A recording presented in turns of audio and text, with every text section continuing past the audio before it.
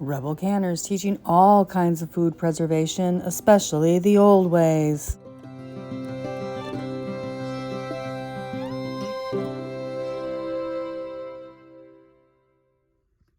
Hey, welcome Rebel Canners. So, somebody asked me about a good book for the Herbal Apothecary series I'm doing, and I didn't really have one. I said, make your own, because really you want to study one thing at a time until you get really good at that and then work to another herb. And so I haven't really had a book. When I got my inspiration for foraging and for things herbal in 6th grade. And in 6th grade, Mr. Studebaker was our 6th grade biology teacher. It was a life science biology class. And you could do a project for half your grade on the second semester. You got to pick your project out of a big list of things, and some kids hatched chickens, some kids hatched quail.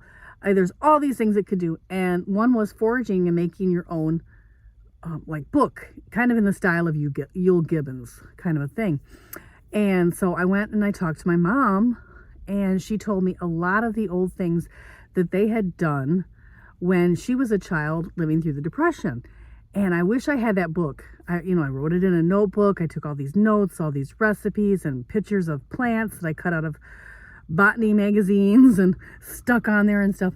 And I wish that I had that, but I don't know what happened to that book. I had it right up through high school and a little after, and I don't know what happened to it in one of my moves. And then I took a certified herbalist class when I was in my 30s. My sister-in-law opened a health food store, and she wanted me to take the class with her. So I did take the class. I've never really done anything outside of my own personal use for it. And I didn't buy the book that went with that class because my sister-in-law had it and I just borrowed hers. And I don't have access to her library anymore. She's almost 80 and she's been getting rid of a lot of things. So I'm not even sure if she still has the book. So I'm like, when this question came forward, what book would you recommend? I really didn't have one to recommend.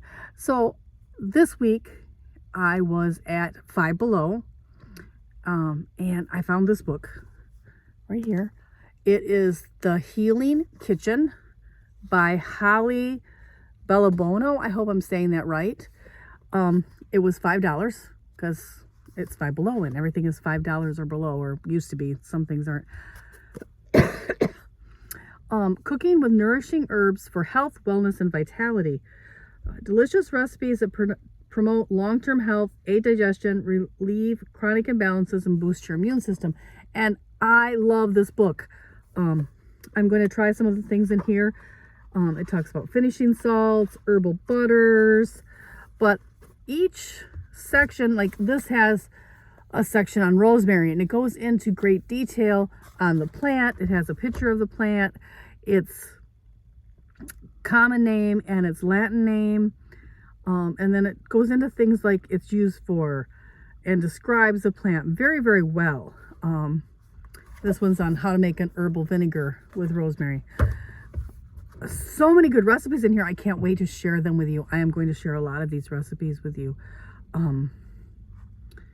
Teas. I've really been into teas a lot lately. Really got into stinging nettle and lemon balm are my two favorites for this year. I have a lot of allergies, so I have to really slowly introduce things and test them out. And so this year I grew lemon balm in my garden, and I foraged stinging nettle, which I also have on my property, just to see if I could tolerate them and if I had any allergies to them. And so those are my two that I've been working with this year. So there's a lot of nettle recipes in this book. So well worth the $5.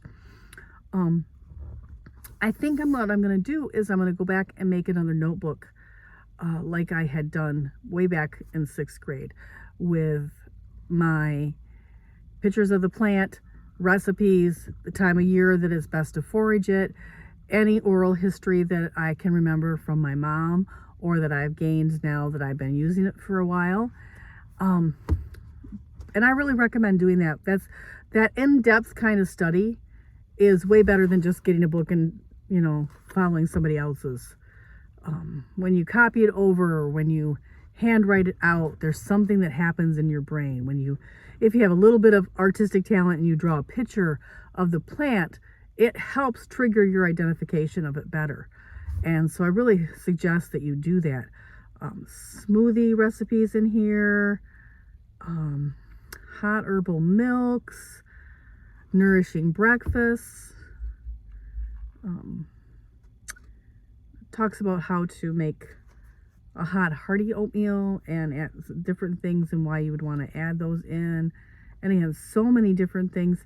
Very good description of plantain in this book. So each of the plant descriptions the book is worth it for the plant descriptions alone. Not mentioning that the recipes seem fabulous. And I plan on trying quite a few in this book. Broths and stocks, medicinal mushroom stock. I already do my own form of that, but it has a recipe, and none of that was being videotaped. Darn it all. Let me see. So my phone went off and I lost the ending to this video. So anyway, I can't quite remember where I was when my phone went off. I would recommend this book. $5 at Five Below. I will see if I can get it on Amazon and link it below. For those of you who might not have a Five Below near you, but I just got it this week, right after Thanksgiving.